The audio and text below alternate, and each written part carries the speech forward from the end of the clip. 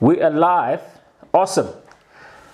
Good afternoon, good evening, good morning, depending on where you're watching us from or what time you're gonna have a look at this video. We are live in South Africa, and we want to welcome you to our channel. We want to welcome you to the Success Factory podcast, brought to you by Fox Nation. So today, I'm not alone. I am actually flanked by a good friend by the name of Neo Cheka. Neo Cheka, please greet the people. Vandaag wil ik Afrikaans praten vandaag. That's it. Guys, what's today? Today's what, Wednesday? Thursday. Yes. Time flies when you're having fun. Yeah, Being a time city flies chief now. manager. You know, to be honest with you, I remember there were days when I was still working, I was still employed. I could actually remember the days of the week. Like I knew when Monday was because it was the worst day ever. Tuesday was a recovery day from the worst day. Wednesday was a hope day. Thursday was, begin to celebrate day. Friday was like, thank God it's Friday.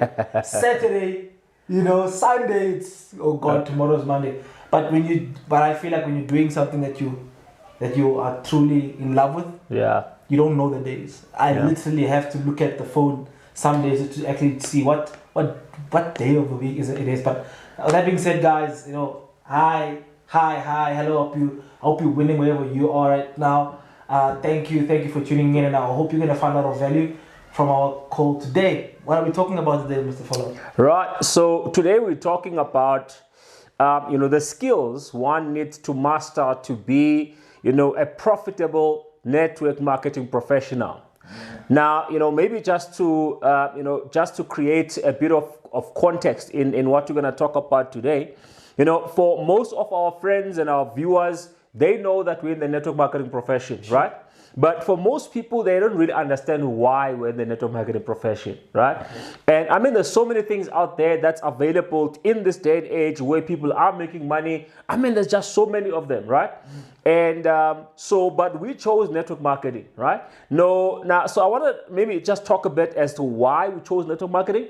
Then we can get into the, the skills, right? So let me talk about my story. Just for those of you who don't understand, I studied construction management and quantity surveying. I worked as a junior construction support manager, for only 18 months of my life, having started with graduated with the initial diploma and then further with the BTech. But I only worked 18 months for a boss. Why? Because I came across a book by Robert Kiyosaki when I was in my second year, Rich Dad Poor Dad, the all famous book. And I read the cash flow quadrant. The cash flow quadrant really, struck me in terms of it made me see what the world of work is really about. And I remember because, the reason why I went to university, it was not because, it was something that, I was passionate about and stuff like that. It was purely because, I was looking for a way, to upskill myself and be able to earn a bit of money so that I can live the lifestyle that I wanted, right? So even then I had a roadmap where I was going to work for 5 years, then go and start my own business. I never intended to work for a boss until I died because I realized that I was not going to live the kind of life that I wanted working for a boss. So then 18 months down the line, I had to cut the 5 year, journey in, short because, I had a boss from hell, right? Today, if I can see him, I'll give him one big hug because that guy. Oh, you went like this for a moment. I thought you were gonna give him a smile. You're gonna give him. Don't go there. I'll literally give him a hug, right? He made the working environment difficult for me, and I just couldn't take it anymore. And I decided to go and hustle, right? And, today looking back, that was not an easy decision, but looking back, I'm so grateful that I actually took that decision. So now, long story short, I was in the real estate space. I was selling properties as a real estate agent, and so I sold properties for about 7 years. Out of that 7 years, I think it was in my 5th year, I realized that, yes, I am my own boss. Yes, I'm making more money than I would have made working for a boss, but it had its own challenges. And chief among them was the fact that I was living from commission to commission. Sure. And I couldn't build any form of a residual income. So, and I've got a family to look after. So my thinking was, what happens if I get injured? I can't work for 6 months. Where's the money going to be coming from, right? Because I don't have any residual income. That's what led me to look for other alternatives, right? And lo and behold, I came back to the network marketing profession. And so, having been a franchisee, having started my own business, my own brand, and now in network marketing, I can safely say that for me personally, right, I found more leverage in network marketing than I could have ever imagined in all the other businesses, right, that I was involved in. So that is why I'm in network marketing. So now, coming to you, you are an electrical engineer. We know in South Africa, as an engineer, you probably are not going to sit without a job, right? You are working for one of the biggest engineering firms in Africa, and you had just got a promotion at work. You decided to leave all of that. Some people, could, kill to get that position, right? That you were in. You were young, you're dynamic, you had a promising career in front of you. You chose to leave all of that for network marketing. Tell us why. From a very, very young age, I love to see, our houses. My mama, I grew up in a home where I saw my parents work hard. 1997, my father gets sick, so he obviously can't work, and at the time that separated with my mom. And then my mom, worked extremely hard. My mom she was corporate to the T. My mom studied hard. So I saw my mom go up the ranks, and we lived in a nice house, in the suburbs in Cape Town. And I saw my mom, and then when my father passed on, a lot of the debts that he had was now passed on to my mom. A lot of the debts that my mom did not know about. So my mom found herself inheriting all of those. And so I came home one day and I found my mom crying. And I don't think it's a nice sight to see, because this is your superhero right now. Your mom's your superhero. She does everything for you. And this one day you find her crying. And when you find what is this one thing that is making your mother tremble, that is breaking down your hero, then I found out that she was afraid that the house was about to be taken to be repossessed by the bank, a couple of days from now, and we would have to go back to the township, and you know what I mean, and I saw the kind of state that put her in, through God's guidance, that was fixed. We didn't see that, but the fact that I saw my mother cry, that's probably the first time I actually saw my mother cry, was a money-related issue. So I knew to myself that, I need to get the money part sorted. Number two, my dad died and passed on his problems to my mom, and I would not want anyone to do that. So this thing of money subconsciously to me was to make your own money was something that was very, very, it was a responsibility, it was a mandate for me. So I did my best to do whatever I thought would take me to that position. And so when my mom, when I asked my mom what I should do, she said I should study, get good grades, get a good job. I studied, I was part of the top 3 throughout my schooling career. I worked for one of the biggest engineering firms in Africa. And so again, this thing inside of me, I always wanted to know before I got the job, like what do people, when people are here, like what do they get paid? Like, what is it that they get paid? At the same time, growing up, I was always whatever I did, I wanted to be a superstar. Whatever I did, I wanted to stand out. So if I was a soccer player, I wanted to become the best. If I was a rugby player, I was in an all-white school, and I was the first, colored, when I say colored, I mean man of color, who was a vice captain in rugby, and that was the first time in the history of that school. When I did that, I went back, I played soccer. Whilst playing soccer, I was doing karate. At karate, I was the best in the country, my division. I represented South Africa. In soccer, so for me, ultimately, because soccer was the most celebrated amongst my people, I thought, let me go for soccer. So it was pushing school and soccer at the same time, until I failed my first semester in varsity. So I had to let that dream go and sort of focus, because I didn't go to academics. I didn't go to school with a bursary. My mother was funding everything for me. And my dad, and my now dad. Other people be like, you said your dad passed away. No, my mother remarried, and I don't call him my stepfather, I call him my dad. But with that being said, I always had this thing of wanting to become a superstar. So even when I got into this the engineering environment, I want to look at what ways could actually I stand out, and I found that the industry is so rigid. You know, there's no compensation.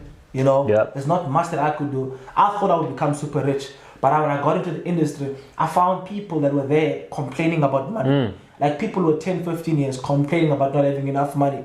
You know, some had to my line managers had to start selling honey on emails. Wow. And I saw that, I'm like, wow, I'm reporting to you. So if you are selling on the side, why, you know what I mean? What am I doing? And I kept on. But I told my dad when I started that job, I said, Dad, I'm only gonna work until I'm 28. I said that to him. I said, I don't see myself working, and at the time I was 22 at the time.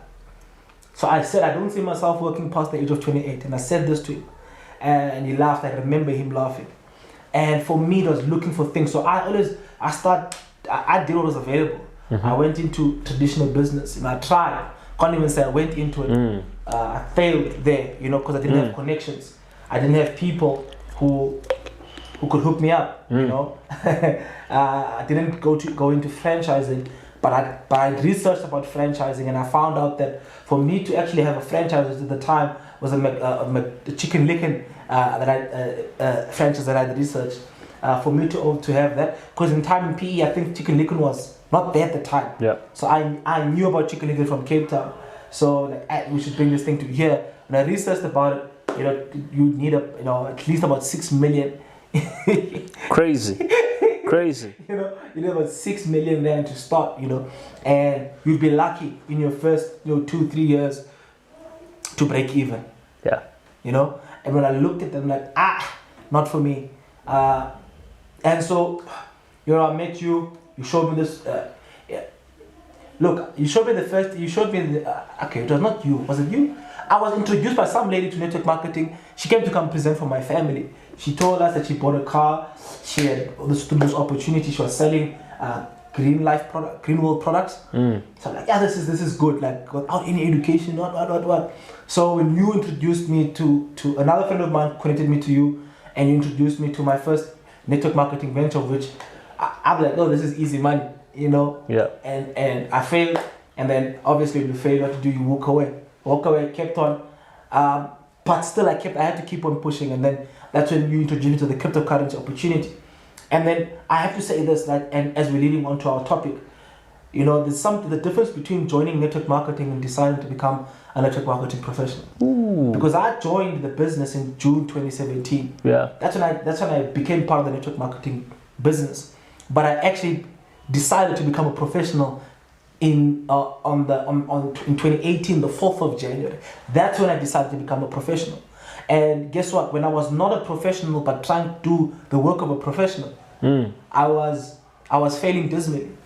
I didn't get much success. I was getting more rejections. People were avoiding. There was all sorts of those things that amateurs get. And so I see a lot of people, even in the industry of network marketing, who suffer their first, journey in network marketing because they're not professionals. I think this is why we're even having this conversation today. Is what should you do to become a professional network marketer? Yeah. And so after becoming a network marketing professional in 2018 January, in May I was making money. I resigned from my job. So just 5 months after becoming a professional, I saw a difference in my life. Wow. Just 5 months. Wow. And ever since then, made my first million the following year. Wow. And then multiple, and then. So being a professional really changed things for me. Wow. So being a professional then, because this is what I come across. I mean, I've been in this space for a long time. Yeah. I come across a lot of people, and you hear words like, "Let me try this out," and you immediately know that it's not going to happen. You immediately know that this person is not going to make a success of this because they are trying it out, sure. Right? They think people who are professionals who have made money, maybe they got lucky, right? I probably know more people than you. I've got more success than you in my other previous ventures. So let me try this because if you can make it, because this actually a confession time. How I got into the network marketing space for the first time, like with IFA, this guy came to my office, right? I was selling properties. And, I think to myself, I'm good at what I do, right? In terms of as a real estate agent. This guy comes, he's looking for a house. He's a policeman. He's wearing, police uniform. And then he says, I know how much policemen actually make, right? Because I was dealing with them on a daily basis in terms of pre-qualifying them for helping them to buy properties and so forth. So now this guy says he wants a house of this much. And I'm like, dude, how are you going to qualify for that? Then I said, look, I had experience. You don't say that to a client. So what I said was, okay, let's do a pre-qualification, because then I will have a document saying that according to your salary, according to your salary, this is what you can qualify. So they're not hearing it from me, but they're seeing from a document. So I was like, so bring me your documents. So this guy will come to the office. No, I'm going to bring them back. He kept on coming maybe for like 4 or 5 times. So I got to a point where I was not really taking him seriously, right? But being in Motherwell, I didn't mind having a police van outside the office, right? every now and then, so I didn't really mind. So now one day this guy says, you know what? He starts introducing the business, right? But the way he introduced the business, he shows me an SMS of how much he got paid the previous day, which at the time it was around 30,000 Rand. I looked at 30,000 Rand. I looked at this guy. I'm like, no, man, I know IFA. I saw IFA in 2008 when I was in varsity, right? I remember people driving nice cars and so forth. So I'm looking at this guy. I'm like, if this guy can make 30,000 Rand, I could probably make 3 times what he's making, sure. Right? With everyone that knows me, and I said I've built a name in the real estate space and so forth. Then I was like, so when is the next presentation? He says it's tomorrow. Tomorrow? Okay, fine. What time? It's at this time. Where? Motherwell, Sports Center. I was like, okay, it's fine. I'm coming, right? And I don't think he even trusted me, right? Because the way I did it. So then what I did was, I already understand how network marketing works. Guess what I did? So I sent SMSs, WhatsApp messages. Guys, you wanna earn some money? Come, let's go to the Sports Center at 6 o'clock. Don't ask me, we'll meet there. So I had like maybe 6 or 7 people. I haven't joined yet. 6, 7 people at the presentation. So, and then, I wanted to know how he got to the 30,000. That's all I wanted. I wanted to see the compensation plan. So this guy was presenting, and then he got to the 30,000 Rand. How do you earn 30,000 Rand? And I lifted my hand, and then like, oh, what's up, man? Can I have the form now to sign? Right? In the middle of the presentation. And they're like, they didn't trust, right? So, and then they asked me who invited you. He said, that guy, okay, see, okay, it's fine. Then he gave me the form. So during the presentation, I'm busy signing. One of the reasons why I did that, I was conditioning the guys I invited. You understand? That it's taking action. Yeah. You have to take action. So as a result, after I've signed, obviously, after presentation, they have to sign. So I've signed, and then I signed a few people. But a few months down the line, I was like, no, man. I don't know how to do anything half-heartedly, So I gave the business my all, but then I was like, no, I was not really making the kind of money that I thought I was going to make. And in the time period that thought I was going to make it in, because at the time, I did not want to close my real estate business. I just wanted something on the side that I can earn monthly, right? So I thought I was going to sign, a couple of superstars. They will run with the business. It doesn't work like that, right? So I was thinking like an amateur. Ooh. Right? So I was thinking like an amateur. So I want to come back to that, the difference between, we have an amateur. We've spoken about this before, but maybe just, quickly before we get to the professional. Because, we've got amateurs, and then you've got posers, and then you've got professionals. You realize that people who treat this as a profession, the professionals, those are the guys who actually make money. Yep. And the amateurs and the posers, those are the guys who actually create a bad name for the industry, right? So it's quite a contrasting, thing to see that there's people making millions here. There's people who don't even want to hear about network marketing because they've had a bad experience of those few guys who are amateurs and posers. It's so funny because when you listen to what people say, when they try to justify why they're not making money, they'll always say things like, Lonabo got in first. Yep. It's about getting in early. Yep. not really considering the fact that what really creates success is not really, maybe timing, it's obviously good, but what really creates success either way, like doesn't matter when you come in, is you being a professional. Yep. And so a lot of people, and I like what you said, that it's the amateurs that give the industry a bad name or a bad reputation, or a company a bad reputation. So think of it this way, like I was an engineer, but you had to work for X amount of years to register as a professional engineer. There's a lot of people who have engineering qualifications, but are not professional. Yeah. And it's those people who are not professionals that when they do work for you, you can tell, you know what I mean? Like, this person is not a professional. So and it's just like soccer. How many people play soccer? But not everyone is a professional soccer player. You know, how many people play rugby? But not everyone's how many people are in music? I'm sure right now in your neighborhood, you can go 2-3 3 houses from where you are right now. You know, there's some guy at the back of his yard with the computer screen. I'm a musician. Yeah. But how many professionals do you know? The professionals are the one that gets paid. Yep. You know? Yeah. Because everyone is doing it doesn't mean everyone is doing it right. Wow. You know? And that's the thing about network marketing. Like anyone can do it. Yeah. But also the exposure to everyone not doing it right is just so much more than any other thing. Yeah.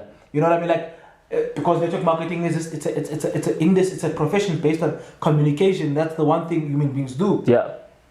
You know, at least music is a bit different because you need a bit of this and need a bit of that skill. Yeah. But here, just to enter, there's almost no barrier to entry. Yep. Yep. You know, and so the exposure and the resurfacing of people becoming amateurs is so much more than any other industry. Yep. And I think that's true. one of the things that really puts a bad coloring to the industry. True. Yeah, you said something quite powerful there, that, you know, the fact that the barriers to entry are very low, you know, it's both a good thing and a bad thing, right? It's a good thing in a way that, you know, ordinary people, you know, who would ordinarily be disenfranchised, you know, will never have an opportunity, will never earn decent income. Now they can actually come into the profession and make decent income. Yep. So that it's good. The fact that, you know, there's low barriers to entry, it's good. It means anyone can actually come in. But then the bad side to that is the fact that because there is low barriers to entry, everyone wants to come and try, right? Very few people actually come and say, come what may, I'm going to learn what needs to be learned, and, you know, this is what I'm actually going to do. So now, so coming back to the skills, right? There's so many things that differentiates, you know, professionals from the rest, okay? But chief among them is the skills, right? Yeah. That the professionals, you know, work to learn and to enhance and to constantly improve on a daily basis, right? As compared to the rest, right? Who coming in simply looking for luck. So now Eric Worre, one of the guys that you know, we both, you know, have studied and looked at, you know, is one of the guys who actually came up with the 7 skills, right? So he calls it the 7 skills, but it's, if you look at it, it's just simply the process of how somebody comes into the network marketing profession and comes out on the other end, you know, as a professional themselves, right? So it's a process. So he talks about the 7 skills, but, you know, for someone coming in, you know, I need to make money ASAP, right? And I don't have time to, you know, to learn the skills for the rest of the year, you know. So what are the key skills that you think, at least if you can start to master this one and that one and that one, at least that will give you a fighting chance to actually creating wealth through network marketing? Okay, before you even go there, like there's what also makes a professional, not just the skill but the mindset. Yep. Right. So like that, you need to have a mindset. See, when you look at the word professional, you're talking about someone who does something according to principle, not according to feeling. True. So a lot of amateurs, I'm gonna do my business when I feel it, when I'm motivated. You're not a professional. Professionals, they don't do things according to feeling. They do things according to principle. Like I said, I will do this. I will actually do it. Yep. And so that's just maybe the mindset behind that. And then the skill, from a skill point of view, I've seen another thing though. You know, right now, before we even go ahead with what I'm about to share, I want us to go take a small break so that the viewers can just get some tea. Well, not tea, maybe just a glass of water. Okay. We'll be back.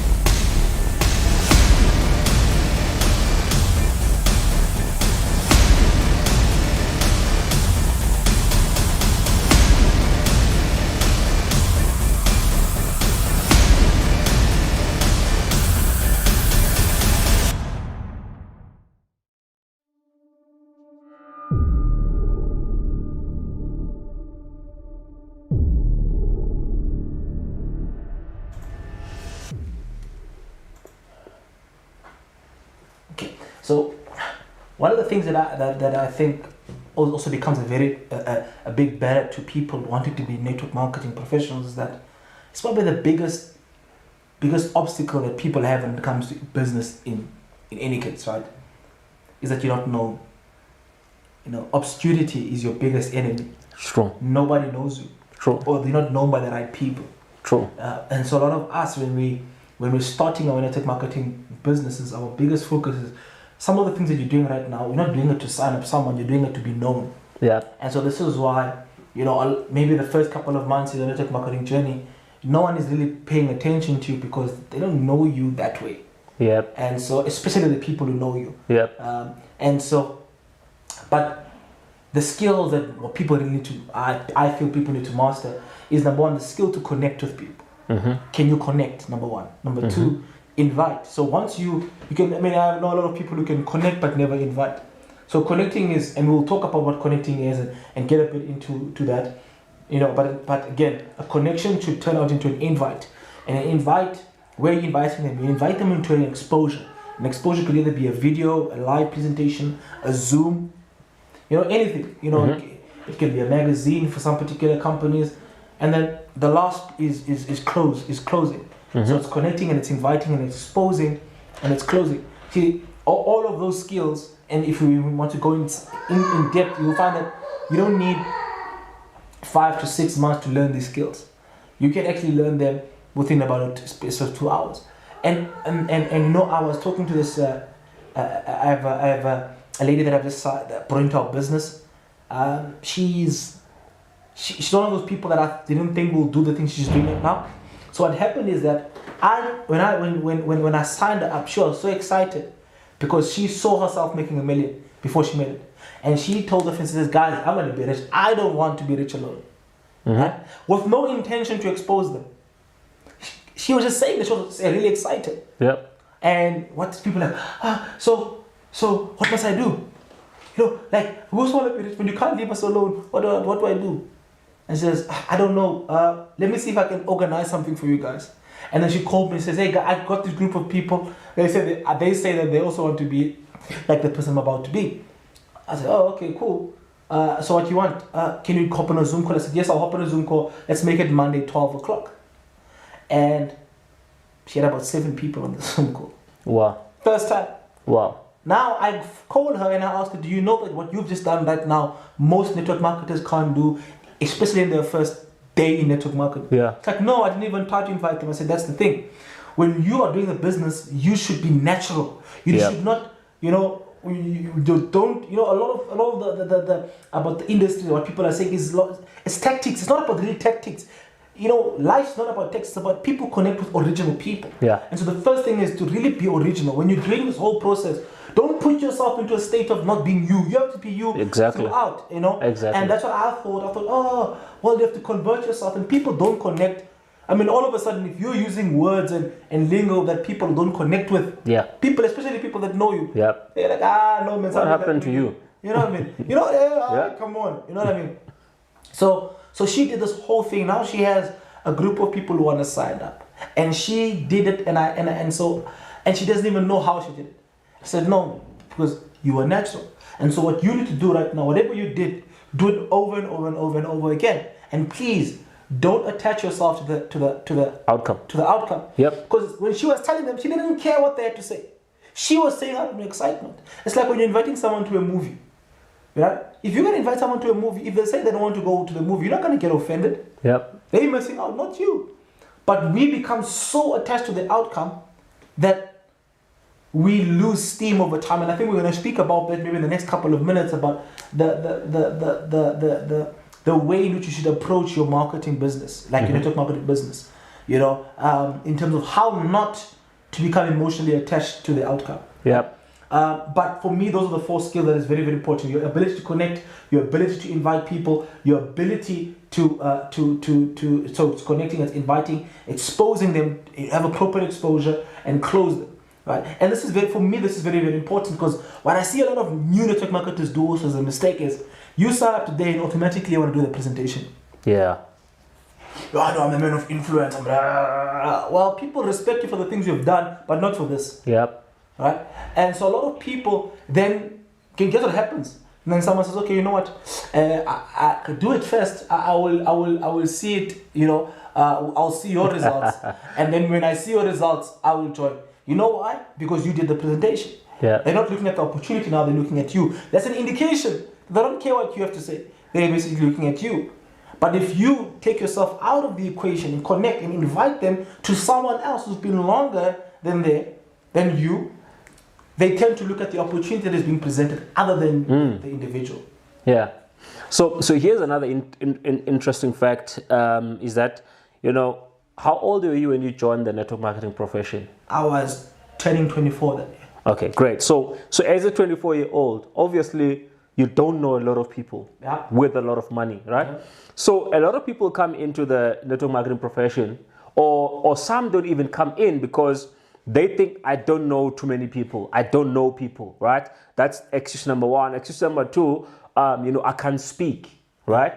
You know, and as a result, they shy away from an opportunity that could really help them where they are, you know, and take them to where they actually want to be. Sure. So now, the reason why I like what Eric Worre says in terms of these things, you know, calling them skills, because a skill is not something you're born with, right? Yeah. A skill is something that you learn over time, right?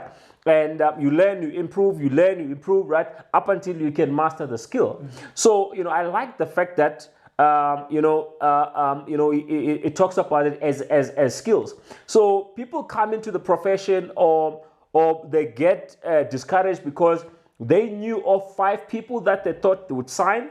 So if those people turn them down, you know, then they think, my network marketing profession is over, right? Yeah. It's not for me. So maybe let's talk a little bit about that, right? You know, how were you able to grow your network marketing business, seeing that when you came in, you are just a young man, you don't really know a lot of people, you know? So how did you then grow your prospect list, right? Both the hot and the cold market, you know, for you to be able to grow your business.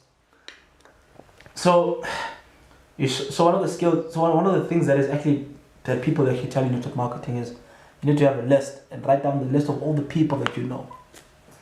Now, as a 24-year-old, the people that you know are probably 24 years old. Yeah. And slightly above. Those above you don't respect you enough to take you serious about anything you bring to them. But I could say one of the things that really helped me was my conviction. I was excited. Yeah. Right. And I think excitement, highest energy always wins. Yep. Right. So being convicted and excited about something really transfers that to the next person. And so when I had a prospect list of about 200 people, and by the time I got to person number 50, I was because people remember when you start with people that you know, what happens? These are people that you really care, that you probably care about. You probably care what their opinion is about what you are. Yep. And so it's very, very hard not to become emotionally attached when they say no. Yep. You know what I mean? Yeah. So if they say no, you're like, oh, maybe I'm a bad person, or maybe this. So you take a lot of things personally, right? So starting off with friends and family and stuff like that is one of the ways that people really go about it, but it's not really a way that actually really worked for me, right? So what I started doing, I started approaching, going on Facebook, I really started going on Facebook and started posting my passion there, attending presentations. But one of the things that I really did well, I could say, was that the more I posted on Facebook, the people who were next to me that I didn't tell started becoming curious. Why didn't you tell me? Then they contacted me, right? So then what began to happen was that a lot of them would call me to come present to them. And then initially I would have gone to go present. But then instead I started inviting them to presentations. So I didn't do the presentation. So a lot of them didn't sign up because of me. They signed up because of you were presenting. And they would listen to you. And they'll be like, oh, okay, cool. So for me, to be involved in this, I need to get in. I want to get in. And then you'll tell them, no, you have to go back to the person who sent you, right? Yeah. So that's what actually started to happen, for me. But first of all, I think as a 24-year-old, one thing above anything else, you need to have belief. Yeah. And don't count yourself out. Because I didn't count. The fact that I was young was not an obstacle to me. Yeah. It was an obstacle to other people that were seeing me. But to me, the fact that you are 24 years, dude, I really don't care. I have something special here. Yeah. You know, I really have something special, so I don't really care. And you know, the first person to actually get into my business is my wife now, but she was my friend at the time. You know, she was the first person to sign up in my business. The second person to get in my business was my dad. You know, like, you know, he was the second one. My mom said it's a scam. People around me like, get away, it's a scam, and people really laughed at me, you know. But I think most important, what really happened was that I seen the result in you. Yeah. So if that could happen to that guy, it's definitely gonna happen with me sometime. Yeah. I don't know when, but it's definitely gonna happen for me. And so that was really the belief that really pushed me through, that that caused me to go and learn the skill. You know. So like, for argument's sake, a lot of people, when they meet prospects, the first thing they do is, when you look at a person, you see a sign up. Yeah. When you look at a person, you see, oh, you use an extra commission for me. No. You know, then it disrupts your connecting ability. So one of the things is, you know, like, how would you want someone to come and connect with you? You know, remember, no person joins something unless it's going to help them. Yeah. So what is the problem? Why do they need help? What kind of help are they looking for? So I started connecting with people who wanted what I wanted. That's the first thing. So when I was talking to you, I wanted financial freedom. So the first thing I would want to know, is that what you want? If that's what you want, look, I might have something for you here. But look, we have a presentation at this time if you seriously want. So that's basically what I had done at that particular age. Wow. And so, but you, and another thing that really caused the paradigm shift in my business was when I actually heard about your story. You said, first of all, where you did not start you didn't launch your business in the town that you were in. Number one. Number two, 95% of your business came from social media, from Facebook. So when that happened, that really caused a shift. But can you speak more about that? Why didn't you start with your warm market as you know, as normally people would, and how did that work out for you? Cool. So at the time when I got involved in the network marketing space, and I'm speaking now specifically cryptocurrency based network marketing.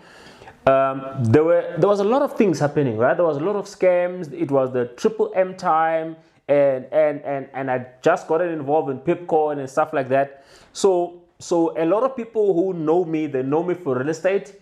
They know me for IFA. I was very vocal about it, and so when I came across this, and in my heart of heart, I knew that this is a killer. This is it, right? So what I did was, you know, I did not really approach my warm market. You know, I did the indirect approach, right? Not the indirect as Eric Worre says, but indirect in the sense that I wanted to do what is called attraction or pull marketing, right? So in other words, what I did was I posted a lot about my business on social media. I posted content that was educating, right, about the business. I posted content that was, you know, pointing to the problems that people don't really maybe know that they are problems, you know, like how money gets created, what is fractional reserve banking system, and so forth, right? And the importance of, you know, having extra income, financial freedom, and all those type of things. So, and I was really, really excited. And that what caused a lot of curiosity from everyone around me, you know, so what is this thing they're talking about? You know, and then, you know, when people approach you in that way, then you are in a, you know, let's put it this way, you are in a higher position, right? In terms of you did not approach them, they came and approached you, right? And so when you respond to them, for me, and you know, I always say to people, I never sought to sell. You know, in my real estate business, I was selling. In my network marketing business, I never sought to sell. I sought to actually consult, right? You know, and educate. You know, why network marketing? Why cryptocurrencies, right? And like I say, you know, the sales process is nothing but a transfer of energy. You understand? It's a transfer of belief, right? So what I did was I simply educate them, right? So this is why I'm excited about Bitcoin. Bitcoin is going to do this and this. Bitcoin is here to correct this problem, that problem, and so forth. So, and that's what got a lot of people. And I can safely say that probably more than half of the people I signed up did not really understand the opportunity initially. But they saw that there's potential here, right? And eventually they actually, started, understanding as they attended more and more trainings. So what we did was, we would hold one-on-one consultations, right, or presentation when people actually come and ask. But our very first big presentation we did, we actually piggybacked on a presentation that was in Durban. Zolani and Kulu were having a presentation in Durban, and we said, look, we are coming. And when we started talking, on social media that, there's a presentation, in this particular place, and that's where we're going. So, and we documented the entire journey, to Durban. And once we got there, we took pictures of the event, and so forth, presentation, so that got a lot of people curious, and and the whole thing grew from there. So a lot of my warm market approached me instead of me approaching them. And the few that I approached, right, those were, people that were closer to me, like my friends and so forth. And even how I approached them, it's exactly like, your lady friend, actually did. My approach to them was, look, guys, I found a gem here. I found a gold mine. This is what I'm involved in. This thing is going to make me wealthy. And, I don't want you to say I did not tell you, right? And, this is what I'm doing, just so you know. And what kicked in? Fear of missing out. People started joining. Right, and that's how I actually grew my business. But you are more likely to succeed in your business with your cold market than your warm market, because your warm market, sometimes, especially how you actually expose them, they judge you, not the opportunity. Some of them might judge the opportunity and see that it's actually going to work, but then they might be stuck on the fact that. So, they will say things like, so the news are. So in other words, when I join, you make money. And they get stuck on that. No, I don't want you to make you money. Right? As a result, they don't come in. Up until they see, along the line that whether they come in or not, it makes no difference because you are actually going, right? So, and that approach and that posture, helps people to actually get involved in the business, over a long time. But with that being said, I think we have to be clear on this. You are not looking for everyone. You are looking for lookers, right? As a network marketing professional, you are looking for people that are looking. I used to say that, you'll find people, in 3 different phases, right? Let's talk about a normal person, coming from university or college, whatever the case is. They're just starting their job. Most of them, they're oblivious to how the world of work actually works. So they think by me becoming a professional, I'm going to add another degree, and then Bob is going to be my uncle. In the next 2 years, I'm going to be earning so much. I'm going to buy a nice house, get married, have a nice white picket fence, right? And they have all these dreams, right? Before they get to the world of work. But when they get there, a year down the line, 2 years down the line, then, reality starts to kick in. That actually, things are not what I thought they actually would be in terms of how the world of work actually is, right? I thought I was going to do my BTech, then do my 3 years, and then I'm going to be a professional quantity surveyor. It did not happen that way, right? So I started seeing that there's a lot of gatekeeping here. It's not gonna be easy. It's gonna be a fight. Exactly. So so you get people that are in phase 1. Right? They're still in the honeymoon phase, thinking that, their education, their connection, their skills is what is actually going to give them financial freedom, right? Well, it might not. For a majority of people, it does not. And then you get those, maybe they, during their career, now they get married, now they get kids, now they realize that, both their salaries, right, them and the better half, is not enough to actually provide the kind of life that they actually dreamed of. And they know that there's nothing that's going to happen drastically in their work that's going to triple their income so that they can live happily ever after. So now they start looking. Okay, so if this is the case, then what should we do? So we call that the awareness stage.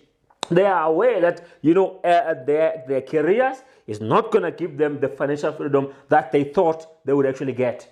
And then you get the 3rd stage, and that's your prime stage. Those are the people that you're looking for. Those are the people who are actually looking.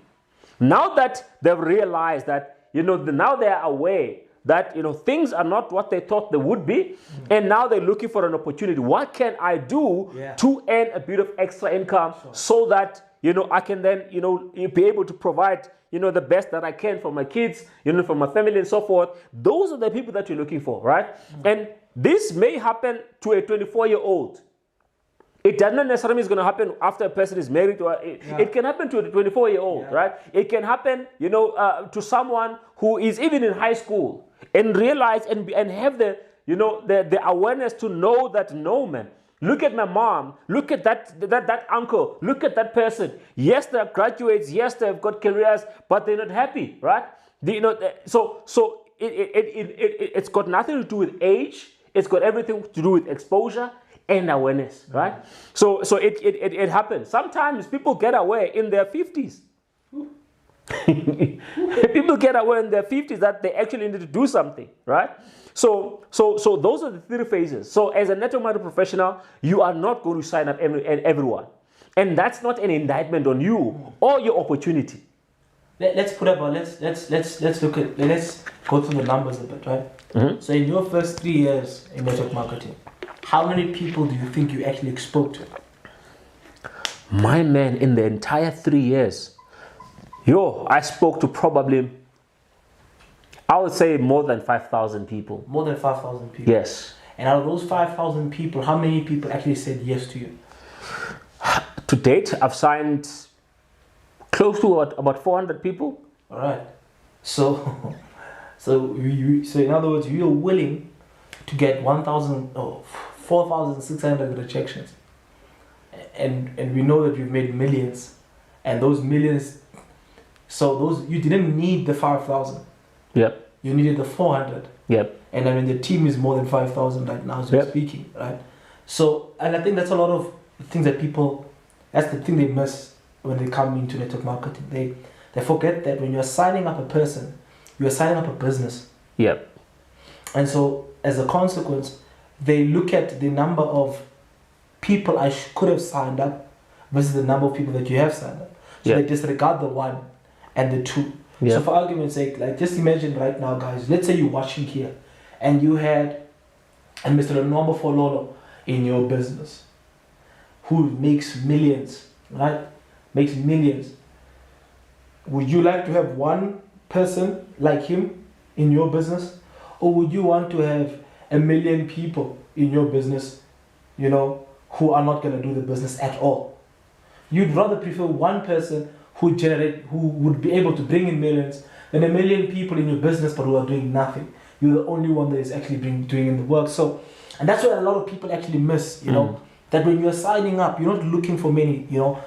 Jesus got the 12, right? And so even in network marketing, they say that, you know, your prime number, doesn't matter how big your organization is, out of the 400 that you signed up, you can probably link your success to no more than 15 people. Yeah, definitely. You know, so your true success, you know, it's 15. So in actual fact, what you needed was the 15. But the reality is that you need to speak to the 5,000 to get the 400, which then leads to the 15. You the 15. You know, and so a lot of people who come into the industry think they need they need the numbers. They need, you know, the how can I put it? They need the top of the funnel. To remain there always. But it's just about the core. As long as you have the core, the results are inevitable. So in connecting with people, you know, you want to find out what their problem is. You want to find out how your opportunity can actually benefit them. It's about benefit, ladies and gentlemen. You know, if something's not going to benefit someone else, if you're going to talk about how this benefits you and how it's going to benefit them, that's what a lot of people do. They go to a presentation and they go speak a whole lot about themselves. But if you can show the person through stories how this could actually benefit them, how this could help them achieve whatever they're trying to achieve. Now, a lot of people are not trying to be millionaires. In fact, the few people are trying to be millionaires because their belief is not for a million. And so don't promise people that you're going to be a millionaire or they're going to be a millionaire. Right? But find out what is it that they want. If they want to send their kids to a better school, if they want to take care of their family, ask them how much do they need to do that. Right? So how much do you need? So tell me right now, what is pushing you to look for an alternative opportunity?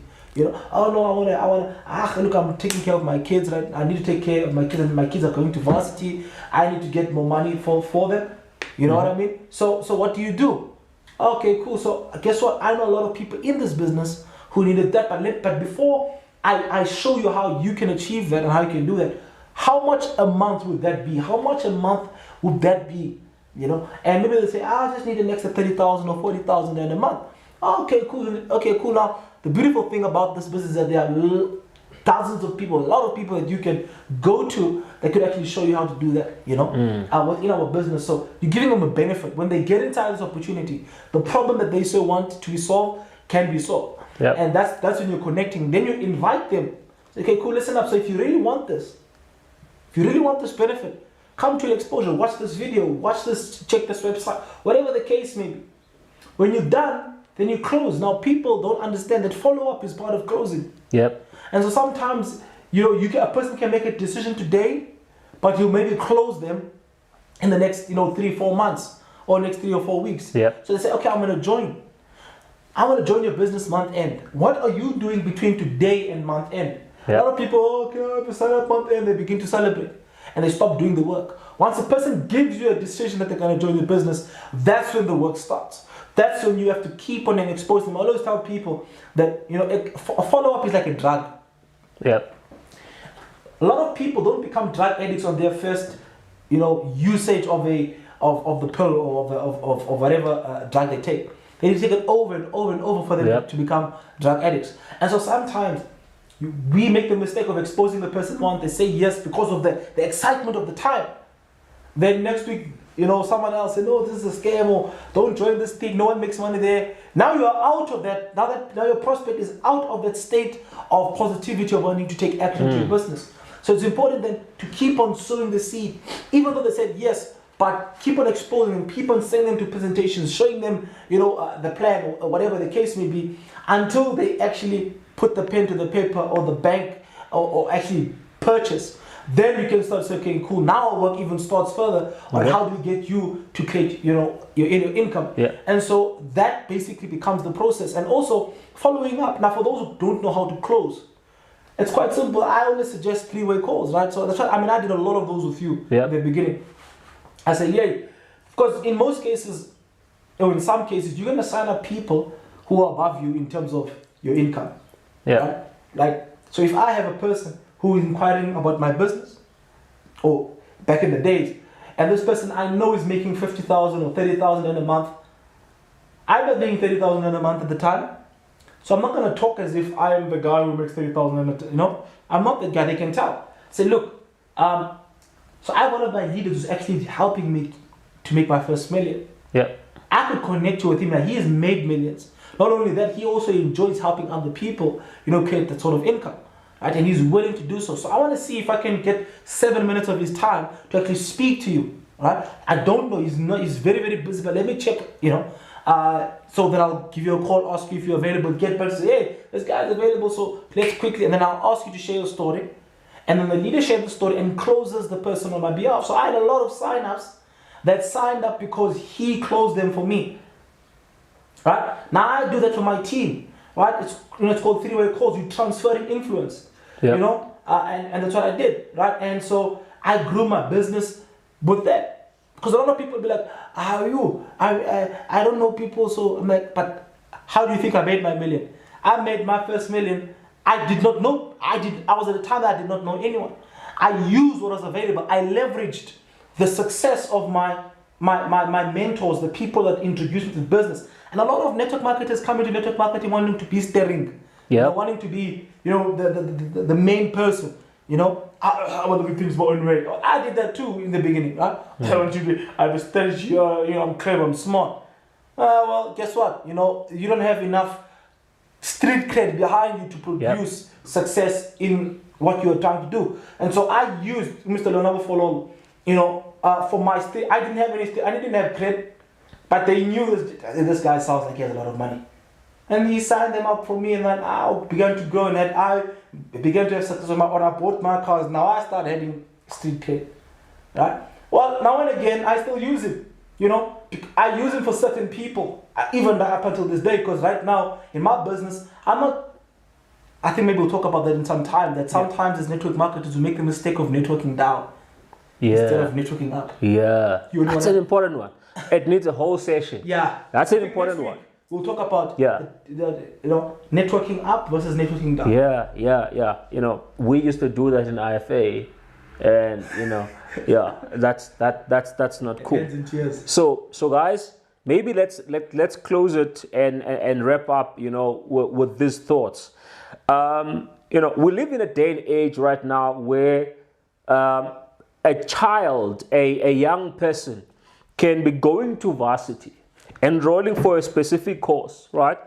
Because in the past, they know people who did that particular course who were successful. And they don't have enough information to understand that the course that they're actually enrolling for, that profession, that skill, is becoming obsolete because of artificial intelligence, in the fourth industrial revolution, mechanization, and so forth, right? So, you know, they go and they do a 4-year course, you know, and the time they finish the course, they can't find a job. Why? That qualification is now obsolete, right? So we live in a time of accelerated change, okay? So as a result, you know, a lot of people, you know, will get skills, will get, you know, qualification on stuff that's not really, you know, current, right? Where they're not going to find, you know, work. So it's important, ladies and gentlemen, that in the time and age we're living in right now, you might have a skill that you want, you might have a career that you love, that you enjoy, but it has become paramount for each and every one of us to have a skill where we can actually, you know, have a side income, right? And in fact, in America, you know, they've got something that they call the gig economy, right? And the gig economy, it's mainly people who are refusing to actually get a job, but rather want to use their skills to actually freelance so that they can have more than one client, right? So that they can depend on their marketability, right? Where they can market themselves and have multiple, you know, clients and so forth. And it also talks about people, you know, a person has got a profession, but on the weekends or after work, they teach other kids maths, piano, tennis, you know, whatever, you know. So they're doing something to actually earn side income. Others are even driving Uber, right? I remember when we were in New York, you know, and we took an Uber, this lady who was driving us, you know, she had a career, but then part-time she was actually driving Uber. Why? Because, you know, the cost of living is increasing faster than income is actually catching up. Okay, so as a result, people need to find a way to earn an income, right? And one of the reasons why I'm very passionate about network marketing is that, you know, network marketing is about sales, right? But it's not just sales, right? It's a system, you know, of selling, right? It's a method of selling that is uncommon, that gives you leverage, you understand? You know, where you can, you know, a lot of people who are very good in sales, right? You know, one of our friends, our mentor, our business partner, you know, he's got this phrase that, you know, sales equals income, right? And income equals life, right? So if you sell well, you can live well, right?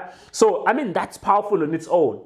But then if you take that and you apply it within the network marketing context, man, oh man, you can literally create financial freedom, right? So now one of, you know, my mission right now, I look at the global sales in the network marketing space. Network marketing does about $200 billion in sales, right? And Africa and the Middle East combined, they only contribute 1.3% to that, you know.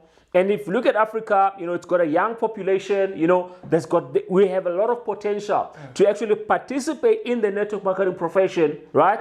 And, you know, you never know. You can become a network marketing professional today, but then tomorrow, 5 years from now, 10 years from now, you can actually build a business, you know, that is actually operated and powered by network marketing.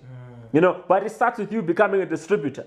It starts with you becoming a network marketing professional, learning the industry, understanding the industry, right? So that when you go corporate and you actually start a business, you can then understand, you know, how, you know, what is the culture of network marketing and distributors, right? And I think that that's only a recipe for success.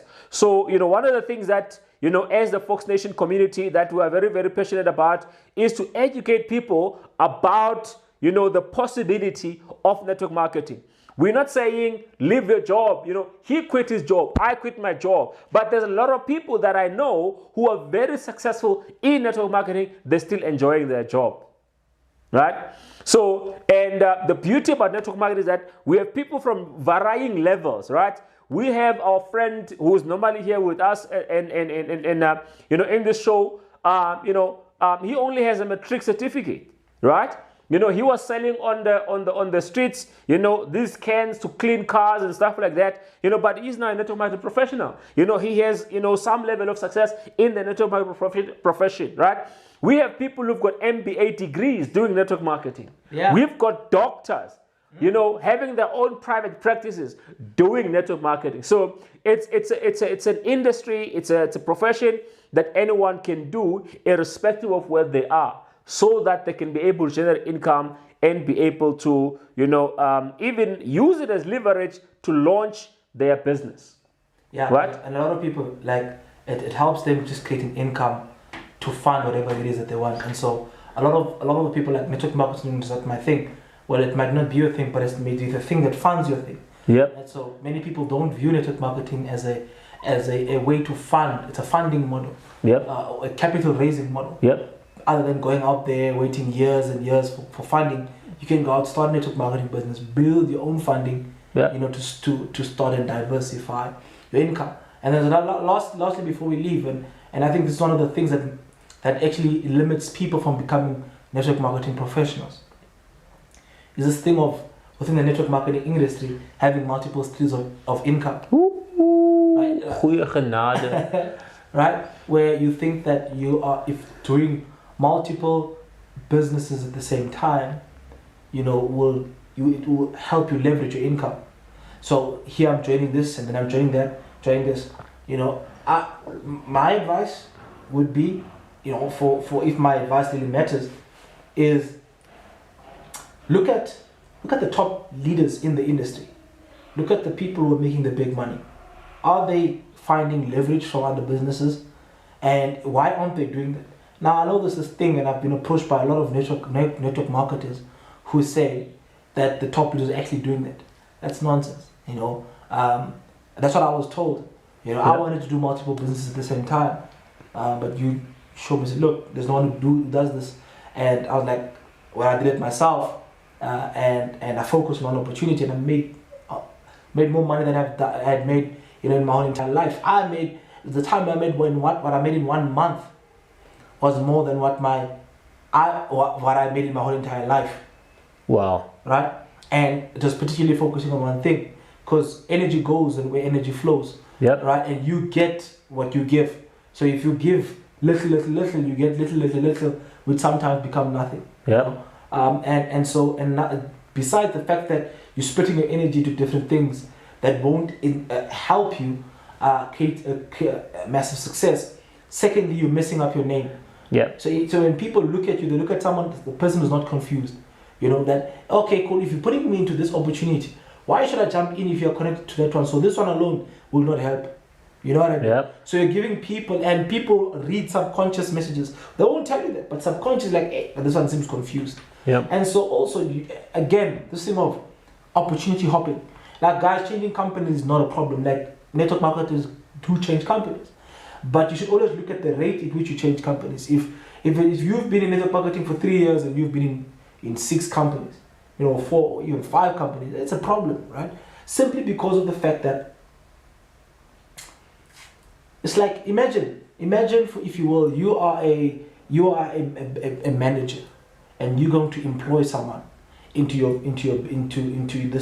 corporate business, and this person, you look at their CV, you check, this person has 3 years worth of experience, but they've been through 8 jobs. Like, you know what I mean? What does that say to you? Yeah. That person is unreliable. That person won't stay here. This person is not likely to stay more than 3 months. And are you looking up to take the risk of having someone who might leave here for the next thing? Yeah. And so, like, that's all the things that subconsciously people actually look at as well. Like, your credibility, your longevity. People, brand association has to do a lot of time as well. How consistent have you been in what you're doing? Consistency is key. Yeah. And so a lot of people, sometimes your company may be difficult, whatever the case may be. As long as the top earners, are still making the money, it's quite evident that there's money to be made, right? Yeah. And so what for those who are in a company and you want to change companies, do something called a sabbatical, right? Sabbatical. So if you are in this company and things go south or you're no longer feeling it, take time off to reflect. That's what professionals do. They'll take time to reflect what has happened, and then go in there. Because remember, as a network marketer, you're selling from the spirit, not the head. And so people who jump around and do multiple things, that's because they're here, not here. What about the people that you've introduced here when you're going to there? What are you doing? You know what I mean? And so that is one of the things that really dents the industry. And so in building a name for yourself, you need to understand that you need consistency is key. Focusing on one thing and think that one thing gives you what you want. I think that's what worked for me. That is what's working for me right now, and I'm sure that's what worked for you too. Awesome. Yeah, definitely. We were talking about David Immunity the other day. The fact that when he left one company, he had I think 1 year sabbatical. Just reflecting and going through whatever before he actually joined another company. So maybe you might not have the luxury of that. Which alone is an indication of how well you were actually doing in your previous business. So it's one of those things. But we're not promoting any company here. What we are saying is that whatever company that you have chosen to be part of, make sure that you make it work. Okay, make it work. Remember, as a network marketing professional, your name is your brand, right? Your name is your brand. Your name is very, very important, to you and to your success. So you have to keep it, guarded with everything that you have. So now, in closing, guys, really want to appreciate you for being with us on this call. Really want to thank you for tuning in. And if you do find value in this, please share with your friends, family members, people that are maybe undecided about the network marketing profession, or people that know about the network marketing profession but have not really given it a chance, or anyone who just started in network marketing. This is, we try to cater for everyone, irrespective of what stage you're in their journey. What I want to say in closing is that let's reach for the top, because the bottom is overcrowded. Oh yeah. Love you all. Cheers. God bless you.